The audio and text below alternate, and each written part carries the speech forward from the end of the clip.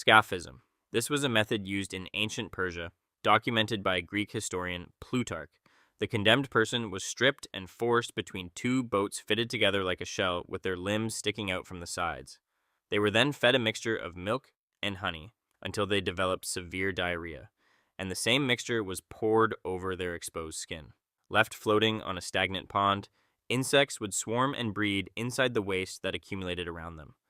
The victim could survive for days, sometimes weeks, as the decay slowly consumed them from outside and within. Only one recorded case exists, that of Mithridates, who reportedly survived 17 days this way. Brazen Bull. Ancient Greece gave the world many things, and this was one of its darkest. A Sicilian metalworker named Perillos designed a hollow bronze statue shaped like a bull, intended as a gift for the tyrant Phalaris of Agrigentum. A person was placed inside, the hatch was sealed, and a fire was lit beneath the statue. As the metal heated, the person inside would burn alive. But what made the design particularly cruel was a system of tubes built into the bull's head, which converted the screams of the victim into sounds resembling the bellowing of a real bull. According to legend, Perillos himself was the first to be placed inside, as Phalaris tested the device on its creator before throwing him from a cliff. Lingchi. In imperial China, this punishment carried a name that translates loosely to slow slicing, or death by 1,000 cuts. It was reserved for those convicted of the most serious crimes, particularly treason and killing a parent or grandparent. The executioner would methodically remove flesh from the body in small, deliberate cuts over an extended period, keeping the person conscious for as long as possible before the final fatal strike. The body was then typically dismembered so that the condemned would enter death incomplete, which in Chinese cultural belief carried spiritual weight beyond the physical suffering. The practice was abolished in 1905, and historical photographs from its final years remain among the most studied and disturbing documents of judicial execution. The rack. Medieval Europe relied heavily on confession as legal proof of guilt, and the rack was one of the instruments built specifically to extract it. The person was laid flat, and their wrists and ankles were secured to opposite ends of a wooden frame. A mechanism, usually a handle or wheel, was then turned, pulling the limbs in opposite directions with increasing force. Joints would dislocate, often audibly. Continued pressure would tear muscles, tendons, and cartilage. The pain was considered so severe and so controlled in its application that it was used not just to punish, but to break a person's will entirely before trial. England formally used it in the Tower of London for several centuries, and records of its use on religious dissidents and suspected traitors survive in considerable detail. Boiling alive.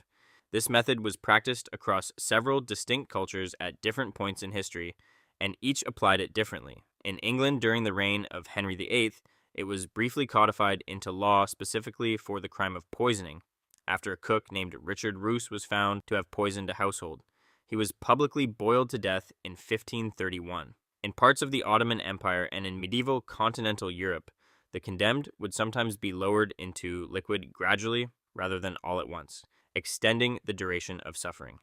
In some Central Asian accounts, the liquid used was not always water, but oil or molten metal, though the historical accuracy of those accounts varies. What made this method particularly significant legally was that it was rarely impulsive.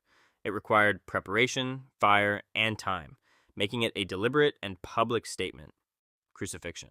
The Romans did not invent it, but they perfected it as a system of public control. Crucifixion had existed in Persia and Carthage before Rome adopted and standardized it, but Rome used it on a scale that made it one of the defining images of ancient punishment. The condemned was made to carry part of the cross structure to the execution site, already weakened from prior flogging. Nails were driven through the wrists rather than the palms, which would not support the body's weight, and through the feet.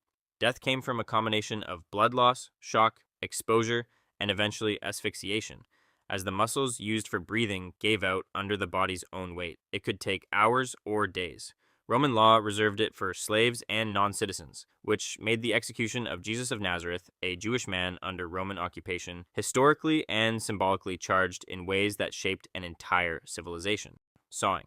Historical records from across Europe, the Middle East, and parts of Asia reference a method in which the condemned was hung upside down and cut lengthwise with a large saw, beginning between the legs. The inverted position kept blood flowing to the brain, which prevented unconsciousness from arriving too quickly and extended the duration of survival and awareness. The Bible references this method in some interpretations of the fate of the prophet Isaiah. Roman-era accounts describe its use, and it appears in records from the Spanish Inquisition as well. Because the body was rarely preserved whole afterward, it also carried a symbolic dimension in cultures that believed in physical resurrection, where being divided meant entering the afterlife in pieces. Death by elephant. Across South and Southeast Asia, elephants were trained for centuries, not just for war and labor, but for execution.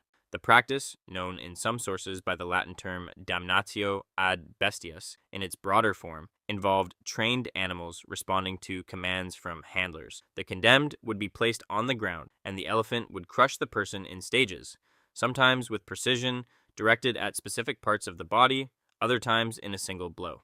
Courts in India, Sri Lanka, and parts of Southeast Asia used this method as late as the 19th century. European travelers who witnessed or documented it described a strange dual quality to the spectacle. The animal's apparent calm and obedience made the violence feel both deliberate and impersonal, which may have been part of its intended effect on witnesses.